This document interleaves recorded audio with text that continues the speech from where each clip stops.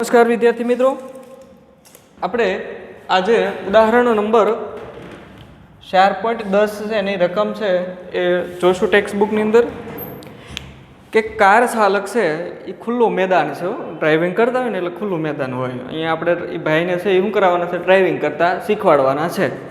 એટલે કાર જે ચલાવતા હશે એ કઈ દિશામાં જશે એ ખબર નથી, ઓલો કોથળી પીને જેમ ડોલાવતા હોય એમ અહીંયા ગાડી છે એ દોડવે છે ભાઈ. ઓકે, તો એક કાર ચાલક ખુલ્લા મેદાનની અંદર પોતાની કાર છે એ ચલાવે છે ત્યારે આપણે અહીંથી ગતિની શરૂઆત કરાવીએ ભાઈને. ક્યાંથી? એ બિંદુએથી કારનો જે કાર ચાલક જે ડ્રાઈવર છે એ ગતિ કરી. કેટલી ગતિ કરે? તો કે 500 મીટરની ગતિ કરે. 500 મીટર સુધીનું અંતર કાપી અને બી બિંદુ સુધી સીધા માર્ગ ઉપર આવે. રેડી? બી બિંદુએ પહોંચ્યા પછી તે માણસ કે કાર ચાલક આ દિશા સાથે 60 ડિગ્રીનો ખૂણો બનાવે તે રીતે કારને વળાંક લઈ લેશે. ક્યાંથી? બી બિંદુએથી. એટલે બી બિંદુએથી 60 ડિગ્રીનો વળાંક લઈ લીધો એને. ઓકે, હવે બી બિંદુએથી તે વળી પાછો 500 મીટર જેટલું અંતર કાપીને સી બિંદુ પાસે પહોંચે. સી બિંદુએ વળી પાછો તેની જે ગતિની દિશા હોય એની સાથે 60 ડિગ્રીનો ખૂણો બનાવે એ રીતે ગાડીને વળાંક આપે છે અને વળી પાછો 500 મીટર જેટલું અંતર કાપીને ડી બિંદુ પાસે પહોંચે.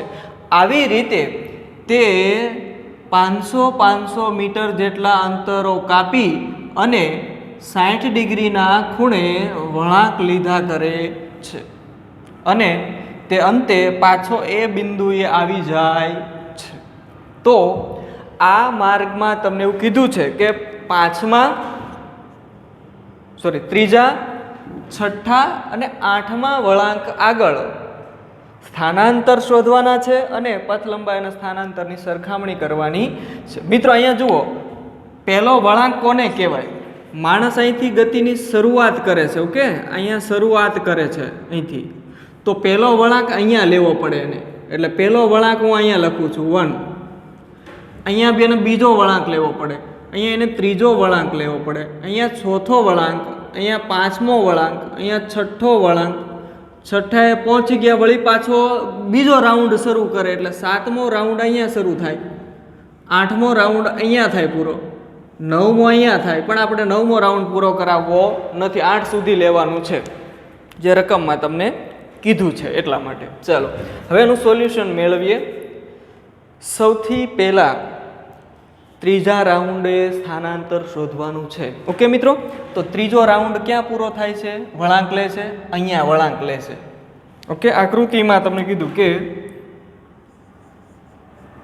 આકૃતિમાં કાર ચાલક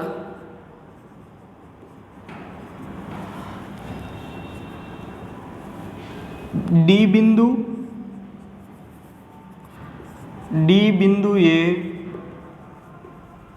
ત્રીજો વળાંક તથા એ બિંદુએ છઠ્ઠો વળાંક અને સી બિંદુએ 8મો વળાંક લે. ઓકે, તમને એક ક્લેરિફિકેશન થઈ ગયું કે કયા કયા બિંદુએ તે વળાંક લે છે. ઓકે, તો આ બિંદુઓ પાસે આપણે સ્થાનાંતરના મૂલ્યો શોધવાના છે.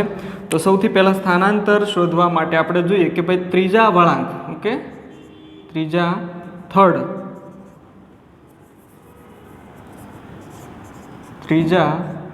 વળાંક પાસે સ્થાનાંતર. અને એ સ્થાનાંતર એટલે કયું અંતર થાય? પ્રારંભિક સ્થાન આ કહેવાય, અંતિમ સ્થાન આ કહેવાય. તો એની વચ્ચેનું અંતર એટલે એ ડી શોધવાનું છે. ઓકે, આ એ ડી અંતર શોધવા માટે આપણે કયા કયા પાપડ બેલવાના છે એની વાત કરવાની છે.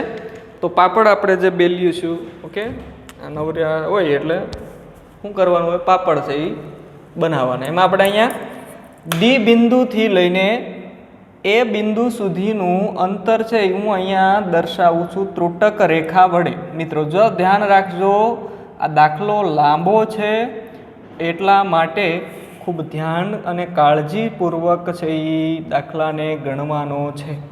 ઓકે, તો ચાલો આ જે અંતર છે AD એ આપણે શોધવાનું છે, જેને આપણે શું કહીશું? આ માર્ગ ઉપર કાર ચાલકનું ત્રીજા વળાંક આગળ સ્થાનાંતર શોધ્યું કહેવાય. ઓકે, હવે આપણને આ વસ્તુ AD શોધવો હોય તો ડાયરેક્ટ મળે નહીં. એના માટે શું કરવું જોઈએ? ઓકે, તો સૌથી પહેલાં હું અહીંયા એક AC દોરું. જો આમ તો અહીંયા ધ્યાન આપશો ખાસ તો જ અહીંયા તમને સમજણ પડશે. હું કંઈક આવું નુસ્ખા કરું છું.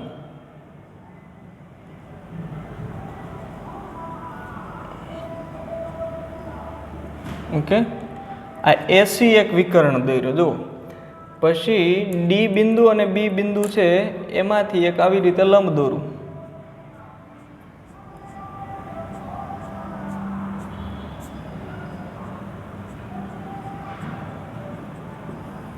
ઓકે, આ જે બિંદુ છે એને આપણે દાખલા તરીકે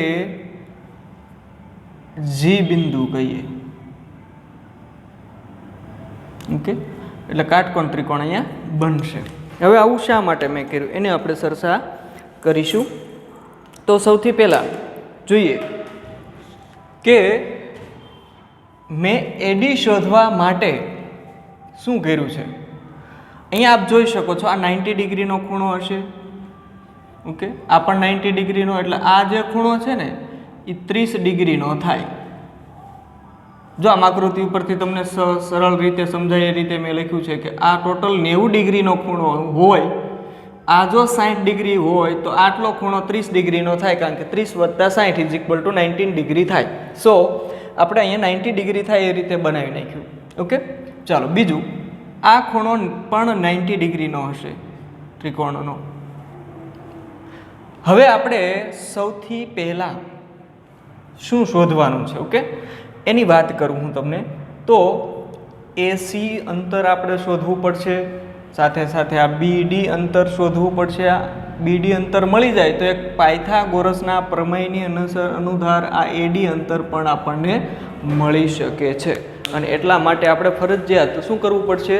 તો કે BD અંતર શોધવું પડશે. BD અંતર શોધવા માટે હું તમને અહીંયા સૌથી પહેલાં શીખવાડું છું કે ભાઈ BD અંતર કેવી રીતે શોધવું. ઓકે, આકૃતિમાં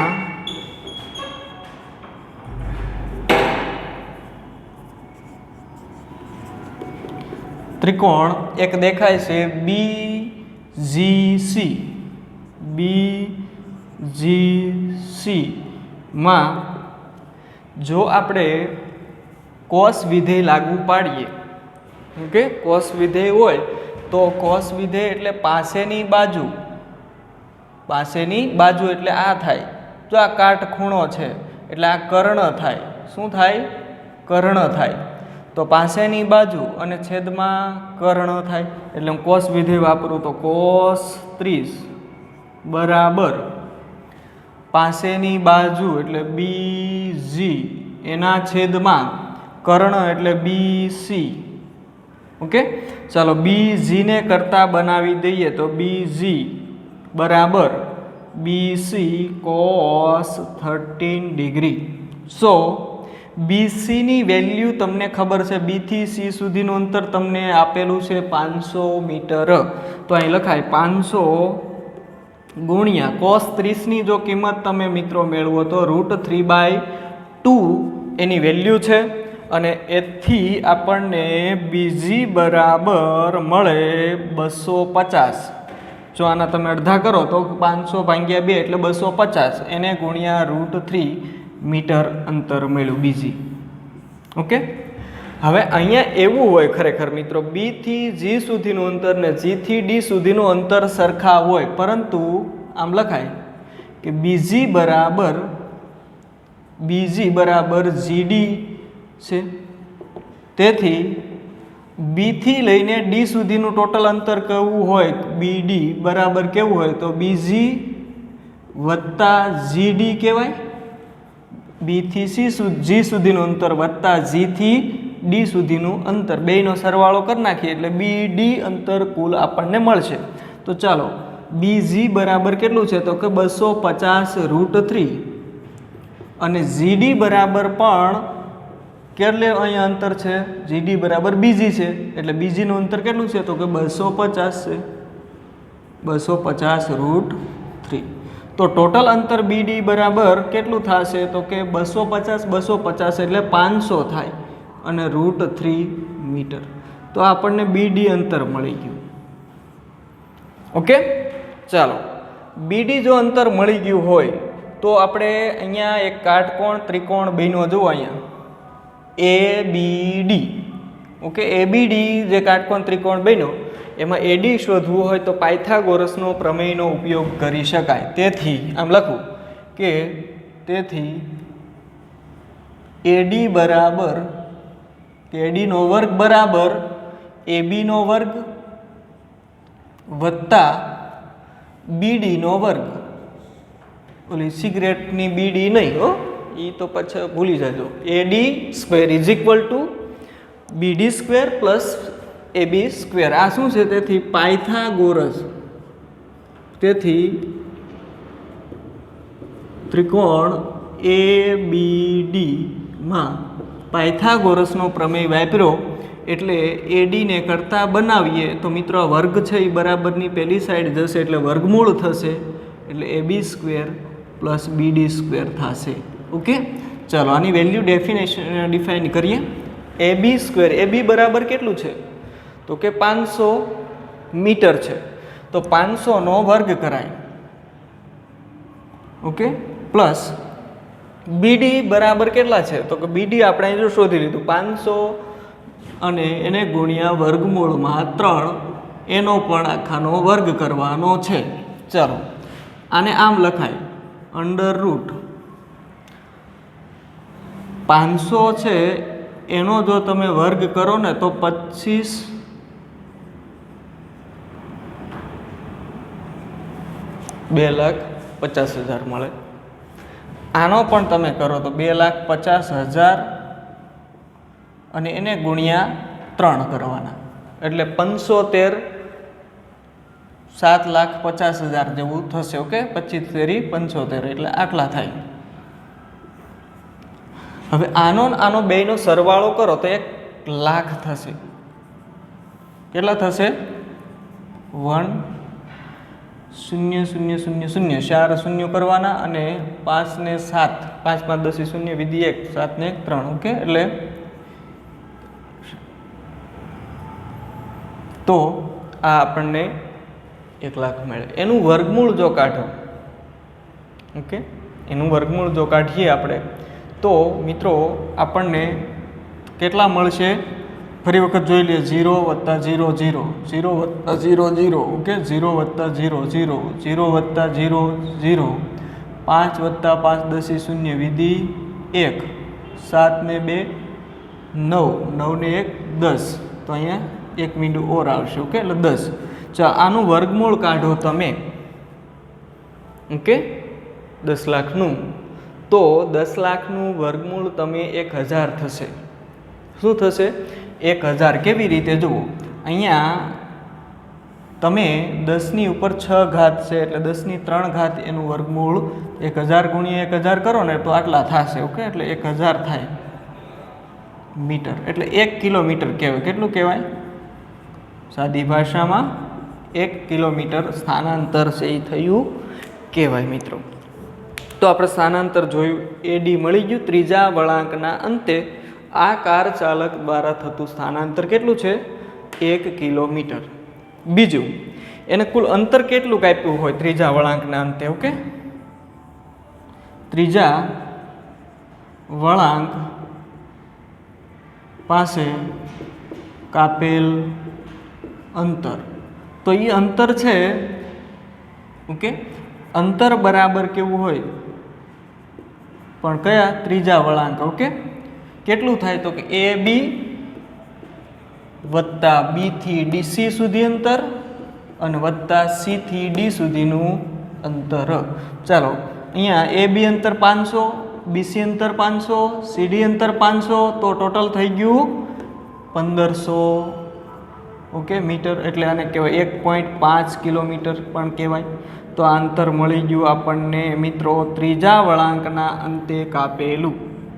ચાલો, આપણી પહેલી જે શરત હતી, ત્રીજા વળાંકના અંતે પથ લંબાઈ અને સ્થાનાંતર બંને છે એ મળી ગયા. ચાલો, હવે આપણે જોઈએ છઠ્ઠો વળાંક. તો મિત્રો જુઓ, છઠ્ઠો વળાંક છે એ ક્યાં આવે છે? તો એ બિંદુએ, પાછા આપણે હતા એ બિંદુએ જ્યાંથી ગતિની શરૂઆત કરીએ ત્યાં આવીએ છીએ. એટલે જોઈએ કે છઠ્ઠા વળાંક પાસે ઓકે સ્થાનાંતર બરાબર 0 થાય. તમને બધાને ખબર છે કે અંતિમ સ્થાન અને પ્રારંભિક સ્થાન એક જ છે, એટલે 0 થશે. પથ લંબાઈ કેટલી થાય? ઓકે, પથ લંબાઈ અથવા અંતર કેટલામાં વળાંકના અંતે? છઠ્ઠા વળાંકના અંતે. તો ટોટલ જુઓ અહીંયા, AB અંતર, B થી C, C થી D, D થી E, ઓકે, E થી F અને F થી A. એટલે ટોટલ બધાનો શું કરવાનો? કોઈ AB વત્તા BC વત્તા CD વત્તા DE વત્તા DF વત્તા FA. ચલો, બધાના 500 500 કરી નાખો આધ ગણાના. ઓકે, હા, એટલે 500 500 કરી નાખીએ. વત્તા 500 વત્તા 500 વત્તા 500 વત્તા 500 વત્તા 500, આવી રીતે 6 વખત 500 500 કરવાના. ઓકે, તો 1500 ને 1500 3000 થશે મીટર, એટલે 3 કિલોમીટર જેટલું એને કુલ અંતર કાપેલું હશે. ક્યારે? છઠ્ઠા વળાંકના અંતે. ઓકે, આ આપણું મળી ગયું બીજા માટેનું 2 જવાબ. રેડી? છઠ્ઠા વળાંકના અંતે સ્થાનાંતર અને પથ લંબાઈ. ત્યાર પછી ત્રીજું તમને આમાં કીધેલું છે, આઠમા વળાંક પાસે. આઠમા વળાંક એટલે કયો છે? તો C બિંદુ છે મિત્રો. તો C બિંદુ માટે આપણે જો સ્થાનાંતર કેવું હોય તો આ AC છે એ સ્થાનાંતર કહેવાય. શું કહેવાય? AC એ સ્થાનાંતર કહેવામાં આવે છે. તો આ સ્થાનાંતર AC જો શોધવું હોય તો આપણે અહીંયા મેં તમને એક 2 સદિશોના સરવાળા માટેની રીત છે એ શીખવાડેલી હતી. ઓકે, જેમાં મિત્રો એક સમાંતર બાજુ ચતુષ્કોણ બને છે. હું અહીંયા આકૃતિ દોરવાનો પ્રયત્ન કરું થોડોક નાનો એવો, કે ભાઈ દાખલા તરીકે A બિંદુ, અહીંયા B બિંદુ. ઓકે, ત્યાર પછી આ જે બિંદુ છે એ બિંદુને આપણે C બિંદુ કહીએ. અહીંથી વિકર્ણ તમને દોર્યો AC, આ AC શોધવાનું છે. તો આપણે આવી રીતે સમાંતર બાજુ ચતુષ્કોણ અહીં એક રચી શકીએ. ઓકે, આવી રીતે સમાંતર બાજુ ચતુષ્કોણ જો આપણે રચીએ તો આ એનો વિકર્ણ થાય. અને વિકર્ણ જ્યારે થતો હોય ત્યારે આનું સૂત્ર આવું થતું હતું કે માની લો કે આ સદિશ, આની જે લંબાઈ છે ABની લંબાઈ વત્તા ACની લંબાઈ. ઓકે, તો એનું વર્ગમૂળનું પરિણામી જે AC જે મળતું હોય ને એ આવું મળે કે √AB² + BC² + 2AB ગુણ્યા BC cos θ. આવું સૂત્ર આપણે શોધી શકીએ. આ સૂત્રનો અહીંયા આપણે ઉપયોગ છે કરીશું. ઓકે, અને AC અંતર શોધ્યું એટલે કે સ્થાનાંતર શોધીએ. તો સૌથી પહેલાં સ્થાનાંતર શોધીએ. AC બરાબર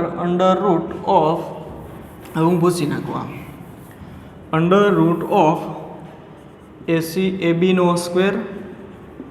વત્તા BC² વત્તા 2AB ગુણ્યા BC cos θ. થીટા કેટલો લેવો એ પ્રશ્ન થાય ને, કે અહીંયા થીટા છે એ કેટલો લેવો?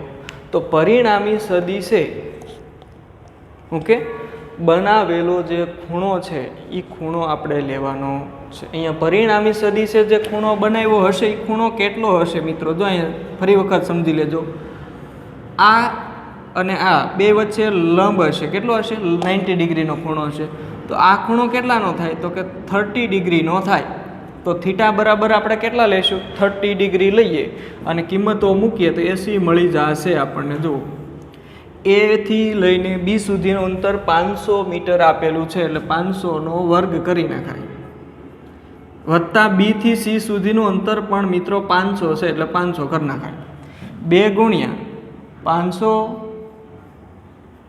ગુણ્યા 500 ગુણ્યા cos 30. ઓકે, હવે આનું વિસ્તરણ કરવાનું છે આપણે. તો 500નો વર્ગ વત્તા 500નો વર્ગ વત્તા 2 ગુણ્યા 500નો વર્ગ cos 30 આવી તમારી પાસે વેલ્યુ છે એ મળે છે મિત્રો. તો આની વેલ્યુ જ્યારે આપણે શોધતા હોઈએ ત્યારે અહીંયા વર્ગમૂળવાળો જવાબ આવશે, કારણ કે cos 30ની જે કિંમત છે એ √3/2 છે એ મળે છે. એટલે તમે જો સાદુરૂપ એનું આપશો વર્ગમૂળનું, ઓકે, તો ડાયરેક્ટ તમને આવો આન્સર મળશે 500 ગુણ્યા √3 મીટર. એથી લઈને સી સુધીનું અંતર કેટલું?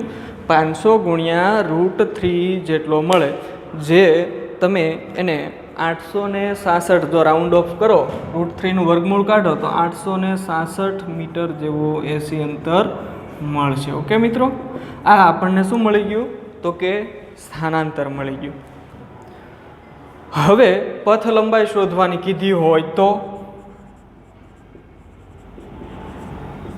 8મા વળાંકના અંતે તો પથ લંબાઈ કેટલી થાય? જુઓ, એક રાઉન્ડ મારીએ તો પથ લંબાઈ આપણને કેટલી મળી? તો કે 3 કિલોમીટર મળી. અહીંયા રેડી ને?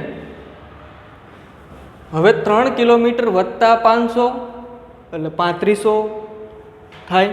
ઓકે, અને વત્તા 500 એટલે 4000 મીટર થાય. તેથી આપણે કહેવાય કે એ જે પથ લંબાઈ છે એ કહેવાય 4000 મીટર, એટલે કે 4 કિલોમીટર. 8મા વળાંકના અંતે આટલું એનું સ્થાનાંતર થયું કહેવાય. બીજું તમને કીધું છે સરખામણી કરવાની કીધી. પથ લંબાઈ અને સ્થાનાંતરની સરખામણી જો કરવી હોય મિત્રો, તો આપણે સરખામણી કેવી રીતે કરીએ? ઓકે, સરખામણી પેલા થર્ડ વળાંક માટે, ઓકે, ત્રીજા વળાંક માટે મિત્રો આપણે સ્થાનાંતર અને પથ લંબાઈ છે એની વાત કરીએ. હું અહીંયા પોઝ કરીને લખી નાખશો એટલે તમને ખ્યાલ આવશે. ઓકે, હું અહીંયા સાઈડમાં છે એ લખું છું, કારણ કે ત્યાં આપણને ન દેખાય. તો જોઈએ આપણે કે ત્રીજા વળાંક માટે, ઓકે,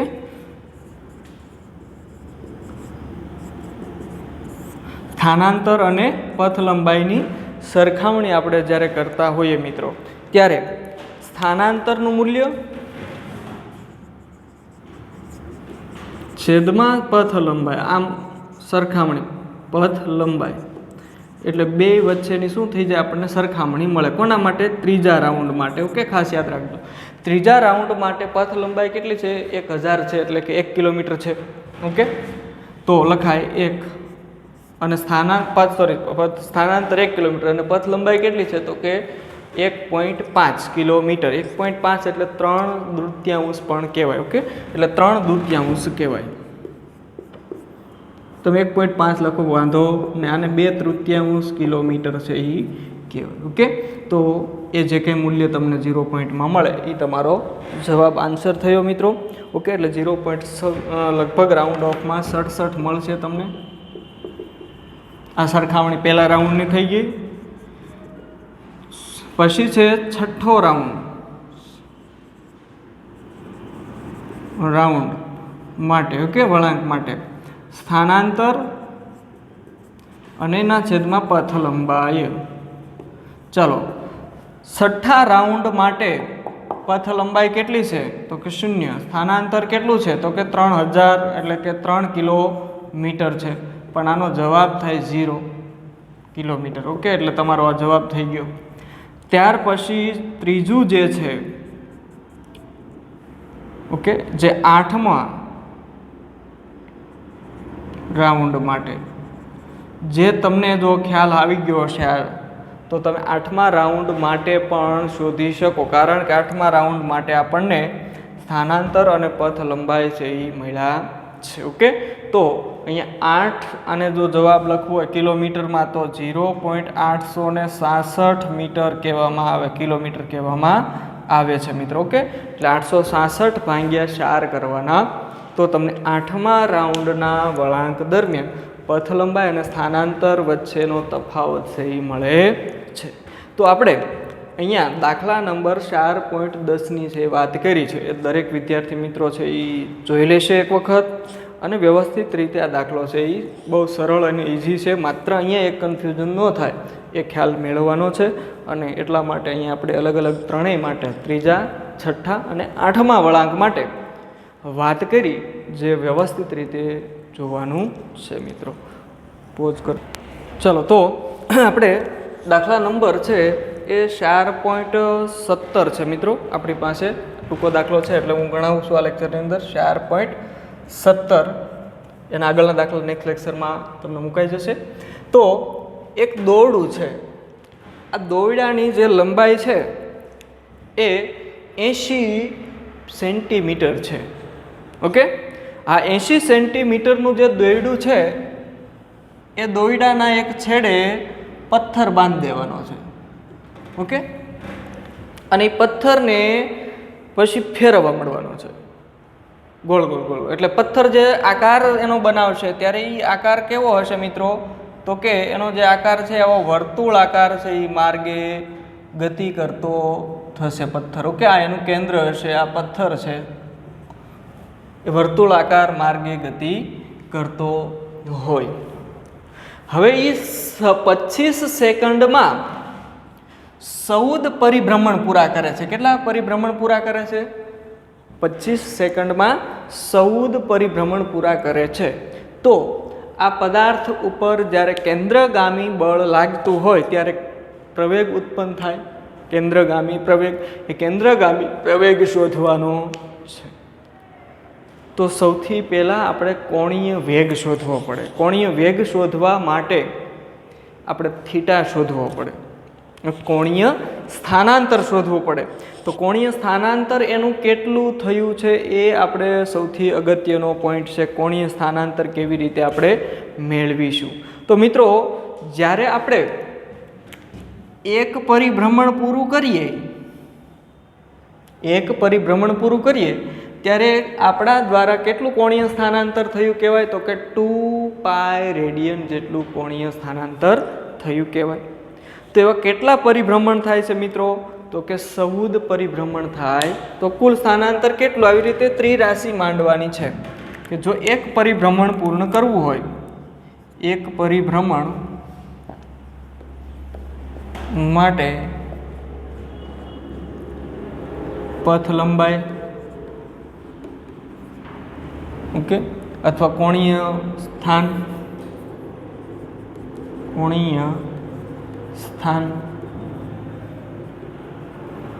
થીટા છે કેટલું હોય? 2π રેડિયન હોય.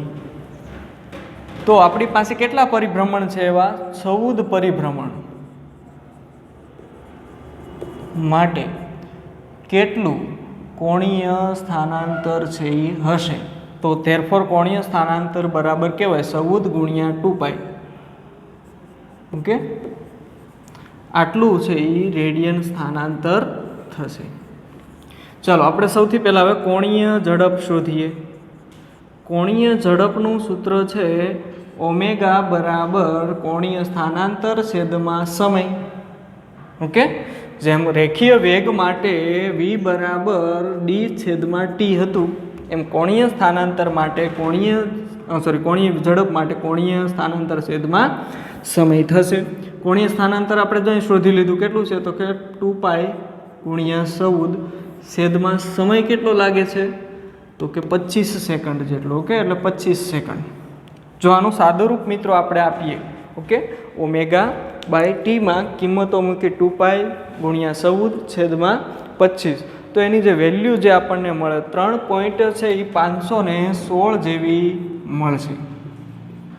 ઓકે, અને એનો એકમ જો કેવો હોય તો થીટાનો એકમ છે ને રેડિયન છે, અને સમય છે છેદમાં એટલે એનો એકમ સેકન્ડ છે. તો રેડિયન પ્રતિ સેકન્ડ આ આપણો જવાબ મળ્યો. આપણે શોધવાનું છે મિત્રો એસી કેન્દ્રગામી પ્રવેગ. તો જોઈએ કેન્દ્રગામી કોણીય પ્રવેગ, જેને આપણે એસી કહીએ તો એનું સૂત્ર છે ઓમેગા સ્ક્વેર આર. આવું આપણને ખ્યાલ છે, ન ખ્યાલ હોય તો તમને દરેકે નોંધી લેવું. આગળ આપણે સૂત્રો જે ત્રિજ્યાવર્તી પ્રવેગ છે એમાં ભણ્યા. તો મિત્રો અહીંયા એસી બરાબર ઓમેગા સ્ક્વેર આર સૂત્ર લેવાનું છે. ઓમેગા છે એ કોણીય ઝડપ છે અને આર છે એ ત્રિજ્યા છે.